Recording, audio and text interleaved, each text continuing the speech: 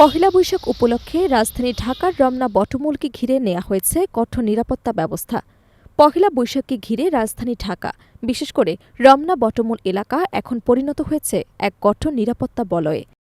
উৎসবমুখর এই আয়োজনকে নির্বিঘ্ন রাখতে সর্বোচ্চ সতর্কতায় রয়েছে আইনশৃঙ্খলা রক্ষাকারী বাহিনী।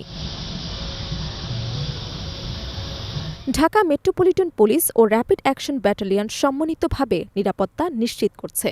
যদিও এখন পর্যন্ত কোনো নির্দিষ্ট হুমকির তথ্য নেই, তবুও কোনো ঝুঁকি নিতে চায় না কর্তৃপক্ষ। রমনা বটমূল ও আশপাশ এলাকায় মোতায়েন করা হয়েছে প্রায় ৬,০০০ পুলিশ সদস্য। ইউনিফর্মধারী পুলিশের পাশাপাশি সাদা পোশাকে গোয়েন্দা সদস্য, ডিবি, সিটিটিসি এবং সোয়াট টিম সার্বক্ষণিক নজরদারিতে রয়েছে। পুরো এলাকা রাখা হয়েছে সিসিটিভি ক্যামেরা ও ড্রোন পর্যবেক্ষণের আওতায়। গুরুত্বপূর্ণ স্থানে স্থাপন করা হয়েছে ওয়াচ টাওয়ার এবং রুফটপ অবজারভেশন পোস্ট।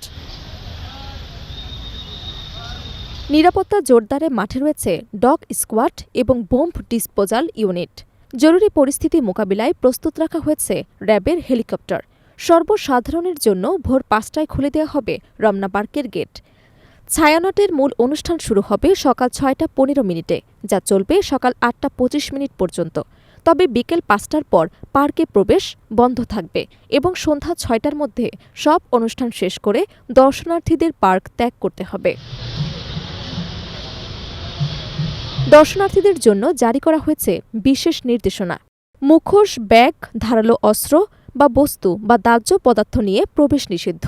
এছাড়া ফানুস, আতশবাজি এবং ভুভুজিলা বাঁশি সম্পূর্ণ নিষিদ্ধ করা হয়েছে। শিশু এবং বয়স্কদের জন্য রাখা হয়েছে বিশ্রামাগার।